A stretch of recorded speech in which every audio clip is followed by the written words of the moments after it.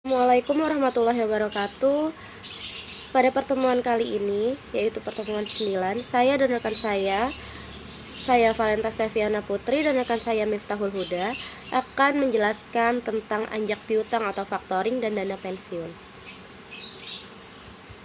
Definisi anjak piutang menurut Kashmir dalam bank dan lembaga keuangan lainnya menjelaskan bahwa anjak piutang merupakan perusahaan yang kegiatannya melakukan penagihan atau pembelian atau pengambil alihan atau pengelolaan hutang piutang suatu perusahaan dengan imbalan atau pembayaran tertentu dari perusahaan atau klien.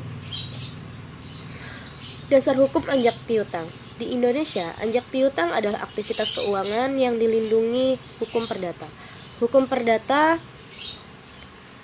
atau hukum anjak piutang mengacu pada keputusan Presiden nomor 61 tahun 1988 pasal 2 yang meresmikan anjak piutang atau factoring sebagai salah satu bidang usaha pembiayaan. Pasal tersebut kemudian diperkuat dasar hukum anjak piutang lainnya, yaitu Keputusan Menteri Keuangan nomor 1251 KMK 031 tahun 1988 tentang ketentuan dan tata cara pelaksanaan lembaga pembiayaan. Kegiatan perusahaan anjak piutang.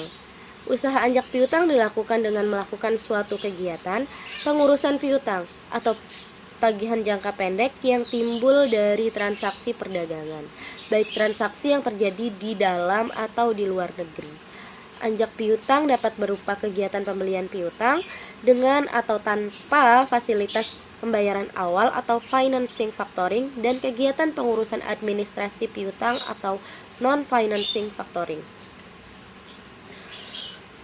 Adapun jenis-jenis anjak piutang, yang pertama full service factoring, yang kedua maturity factoring, yang ketiga bulk anjak piutang, yang keempat agency factoring, dan yang kelima invoice discounting, dan yang terakhir undisclosed factoring.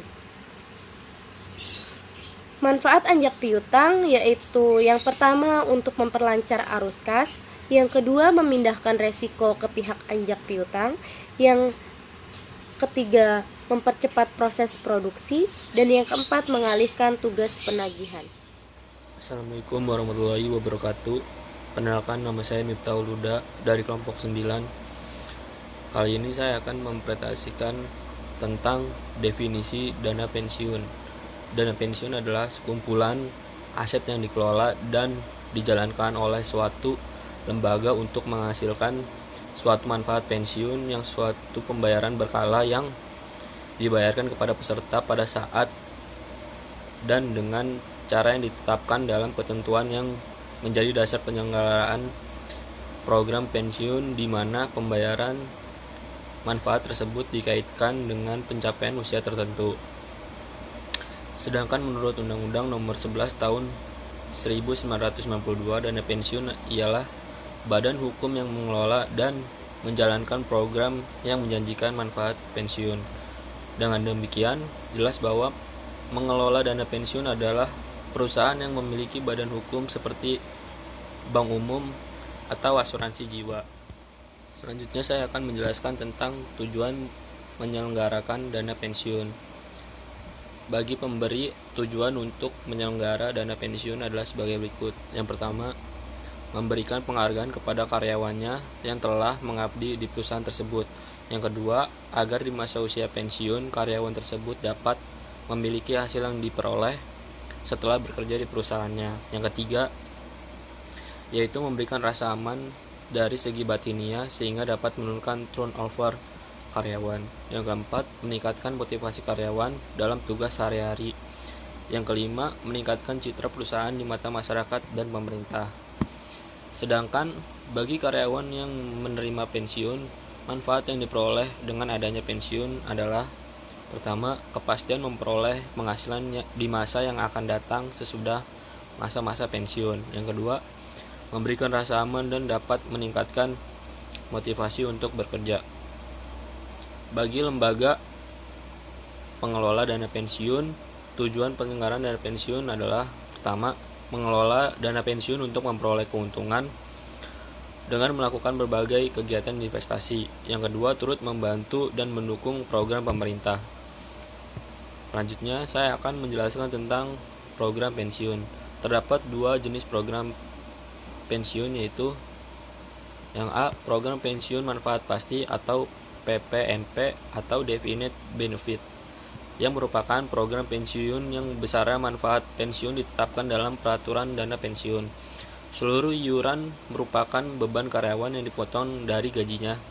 PPNP membutuhkan bantuan aktuaris secara periodik untuk menentukan nilai kewajiban aktuaria,